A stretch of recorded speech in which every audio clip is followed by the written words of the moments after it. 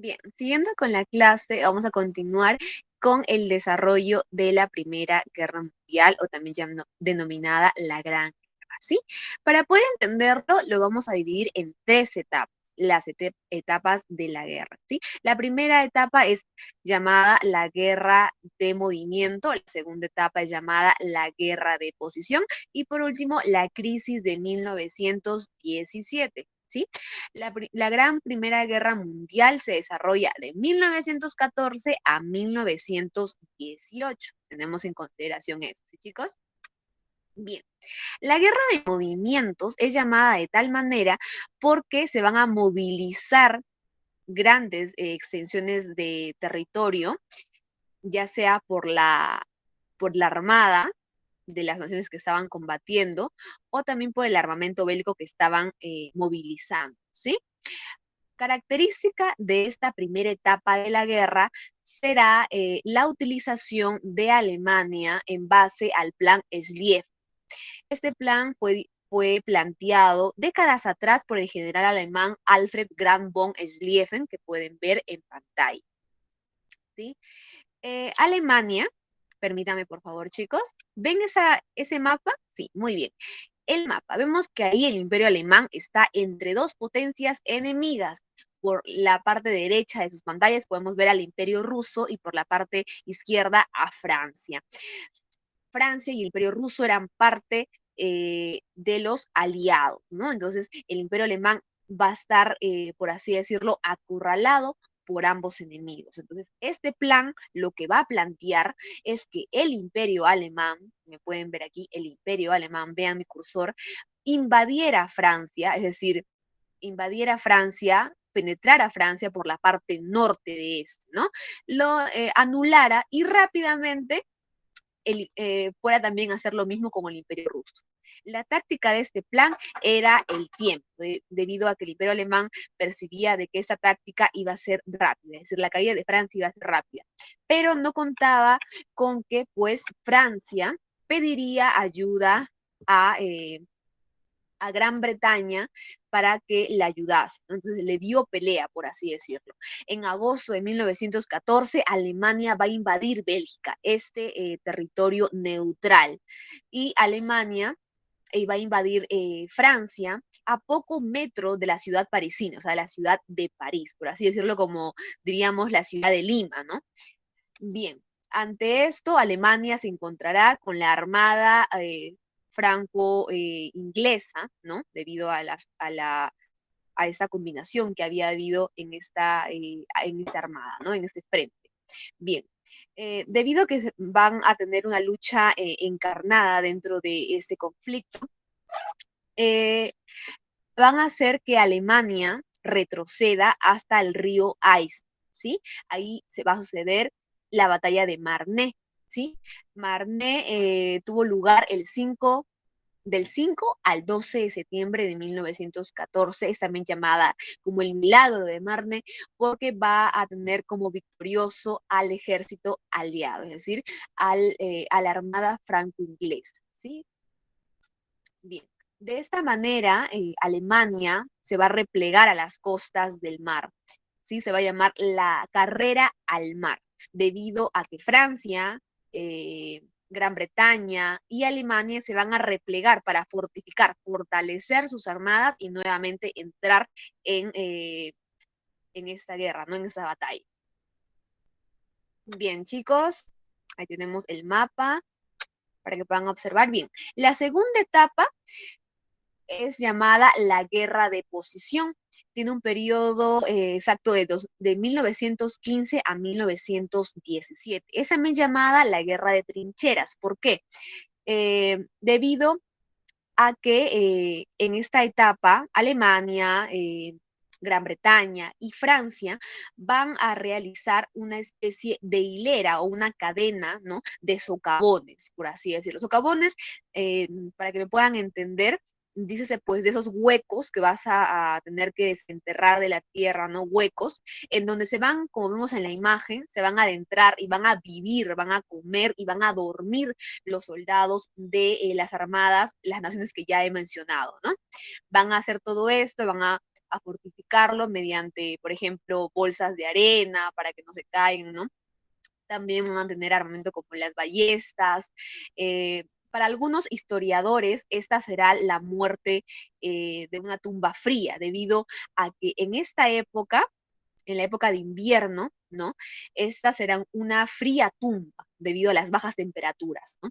Un, eh, un acontecimiento importante y relevante es que en esta época muchos de los soldados alemanes no van a querer combatir debido a tener malestares de insomnio, no podían obviamente dormir por la cantidad de sonido que había de la guerra, de disparos, de bombas, de gas que se estaba usando en esos tiempos.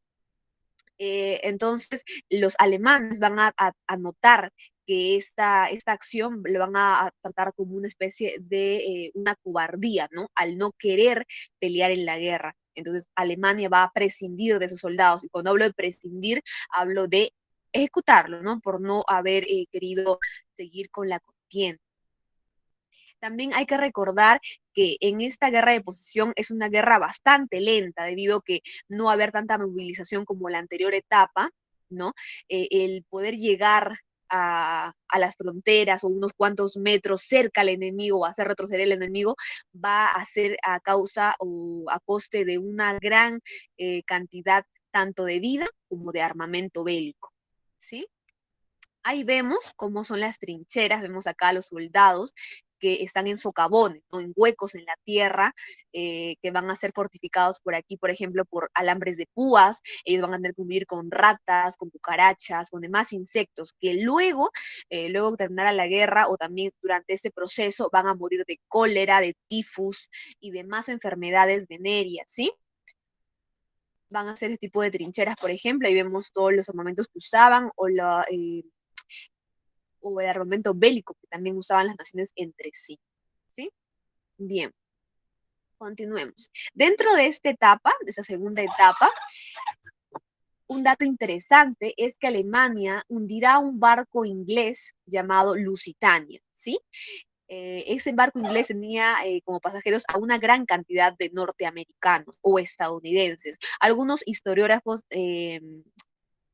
de este tipo de documentos seleccionados dicen que eso también fue una especie de excusa o una especie de justificante que utilizó Estados Unidos para unirse luego a la contienda de la Gran Guerra, ¿sí? Durante esa segunda etapa se va a desarrollar la batalla de Verdún. Hasta ese entonces sería llamada el picadero de carne, debido a que durante esta batalla se va a acabar con gran cantidad de vidas humanas, la verdad también es que debido a lo improvisado que fue esta guerra, en el sentido de los caballeros o soldados que debían aquí pelear, pues hacían unas organizaciones o programas de servicio militar obligatorio, ¿no? Y eran muchos jóvenes los que eran reclutados, 20, 21 años o hasta de 19 años. Entonces, en la batalla de Verdún es llamada de tal manera porque fue una matanza en sí, porque se podían ver cadáveres descuartizados, mutilados, con los uniformes hechos trizas, y los pocos que realmente todavía quedaban en vida, pues quedaban o bien con el rostro destrozado debido a que se usaban como una especie de no podría decir balas, pero parecidas a ellas en forma de círculo, ¿no? En forma hecha de plomo, ¿no? Que destrozaba los cráneos de los soldados. Esta batalla ocurrió el 21 de febrero al 18 de diciembre de 1916.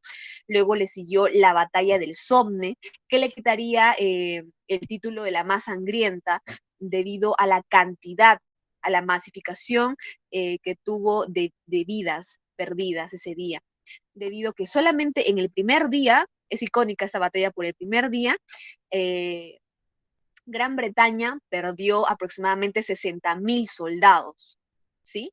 Además, la batalla de Somme tuvo un gran periodo de uso, ¿no? Es decir, fue mucho tiempo el que realizaron para poder combatir y salir realmente alguien victorioso de esta batalla.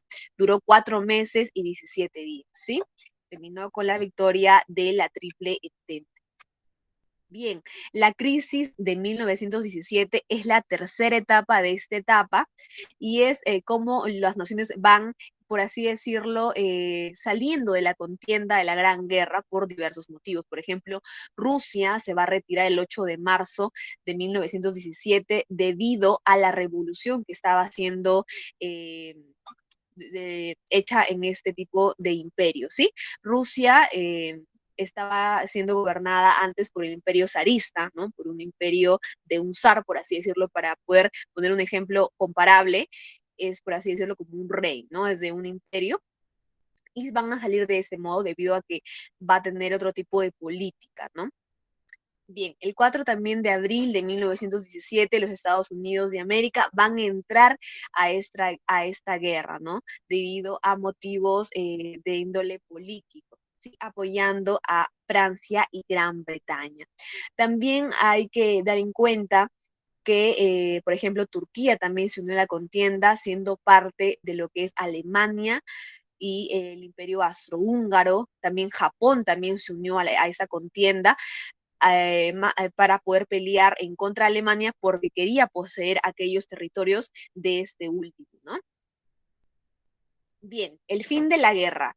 El fin de la guerra se firmó el 11 de noviembre de 1918. De esta manera se ponía fin al conflicto bélico que tenía en suma a todo el mundo en dos bandos diversos, ¿sí?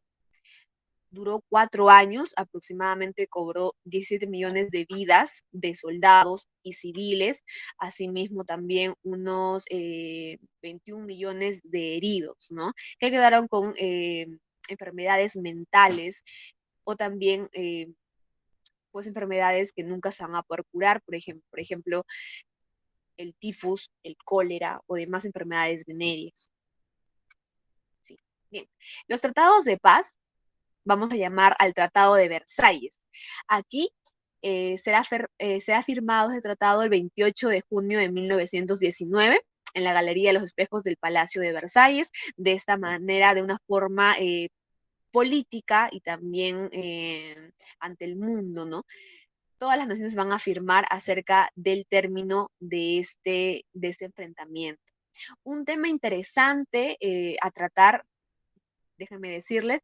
También un acontecimiento que debemos rescatar es la publicación del artículo de los 14 puntos de Wilson. Es un documento que fue realizado por el presidente estadounidense Woodrow Wilson el 8 de enero de 1918 ante el Congreso de los Estados Unidos para poder tener algún tipo de vía de comunicación o de paz para poder terminar por fin con ese conflicto, ¿no?